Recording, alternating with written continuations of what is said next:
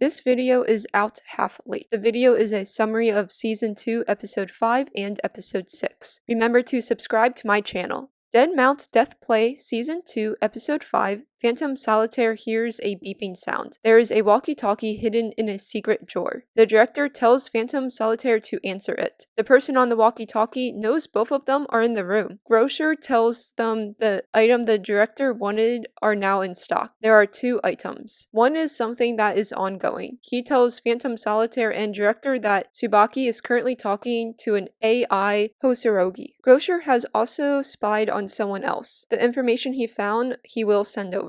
Phantom Solitaire asks for Tsubaki's phone number. Takumi calls Polka and tells him to be careful. They just ended their fight and we're checking in on Polka. Tsubaki and Iris confront Habaki, the real reason why we are interested in episode 5. This is how episode 4 ended, and after 4 minutes, we will get an answer. They say Habaki just said the name Hosorogi. They ask him who Saburama is. They are interrupted by a bunch of creepy people in a zombie trance state repeating, "He said it," referring to the word Saburama. This is a creepy scene. They say he is a bastard child. On the ceiling, the fire-breathing bug appear. The police department and our characters are in trouble with the fire-breathing bug. A woman tells the fire-breathing bug to stop. Burning her brother will not solve anything. She wears a band that says Matarach. I have no idea if this is supposed to mean anything. This woman is Manawa Arakua, the older sister of Majiri. She is in charge of the fire-breathing bug, it appears. We see a change back to the zombie people attacking. Then we see a change to Phantom Solitaire is asked about the fire-breathing bug. He says it is not one person. They are a crystallization of technology. Scene change again because episode 5 of season 2 just has so many scene changes and each scene's like 10 seconds long because of that.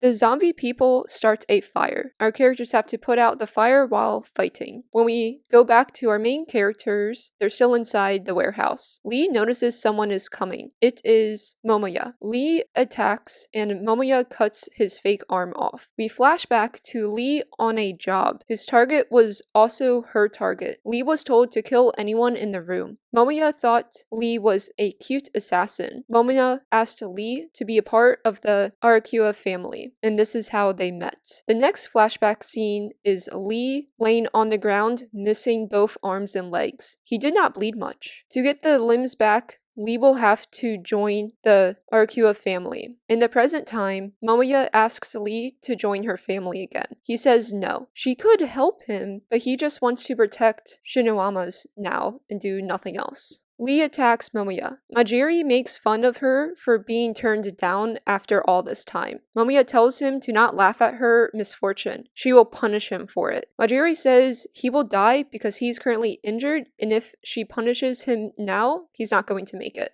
Momoya is impressed that Lee beat up her brother. It was not Lee, it was Misaki, and Misaki attacks. Both Misaki and Momoya are insane. Momoya does not act human. Momoya returns the crowbar. She asks Misaki to join the Arakuas. Misaki asks about the name change. Like, how would that work? She's going to say no on joining the Arakuas. Her asking about the name change is just a waste of time, but I'm sure it's only there to provide a funny scene with all the drama. Majiri coughs up blood. Momoya needs to get him help. A woman named Dala attacks Misaki. The Arakuas leave for now. Momoya will be waiting for Lee. Misaki says she thinks Momoya is stronger than Polka was. Back to the police department, the characters are in a room that has filled with smoke. Tsubaki and Iris get to fight the other man because he took a drug, and now he's really strong. The door opens and the zombie people are there. I'm just so annoyed by all the scene changes. Just finish the story of one scene before moving to the next. This was annoying to watch. Polka tells Seo he cannot summon elements. Only a few can, and he is not one of them. Episode 5 ends with us getting a glimpse of new characters. We should be learning about them next episode. Episode 6 starts right now.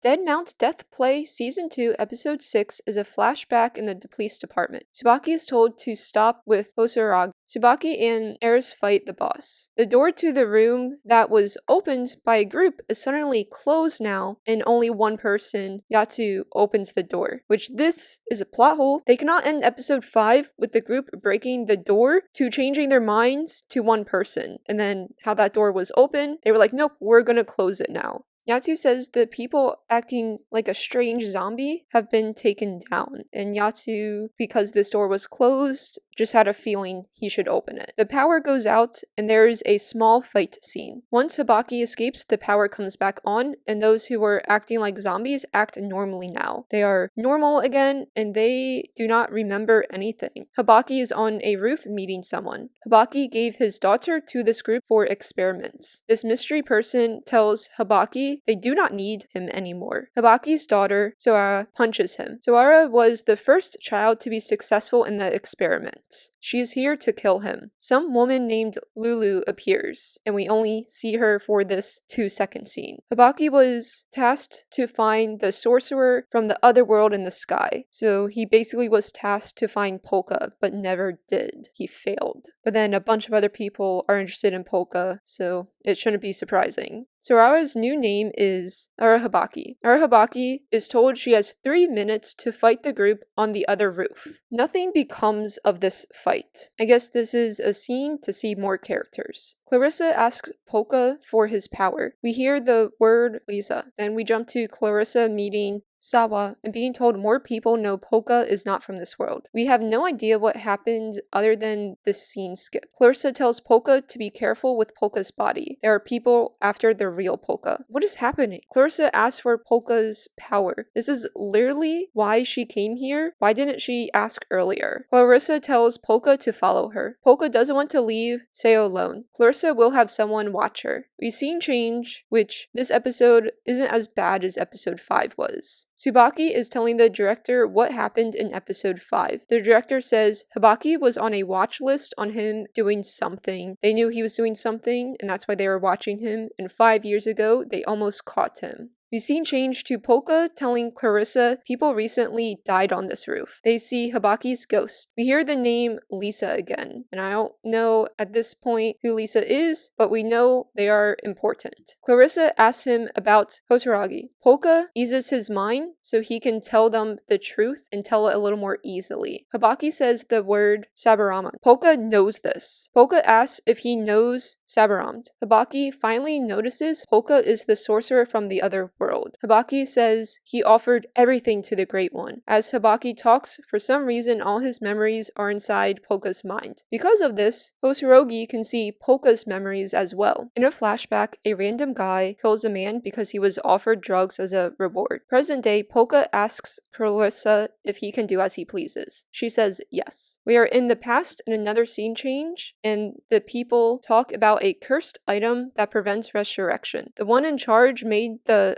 undead on a whim. They talk about how a man killed someone. The knife had the poison. The one who died is the skeleton holding the brain. He is friends with this new character. The man says this situation doesn't change the fact that they are still friends and the Empire is here for him. Present time, Polka is punishing Habaki. He is stopped by the Imperial Highness from his world, which is the man we just met in the flashbacks, and episode 6 ends. I have so many questions about that though. What was the last flashback scene with all these people? Like, was Polka actually there?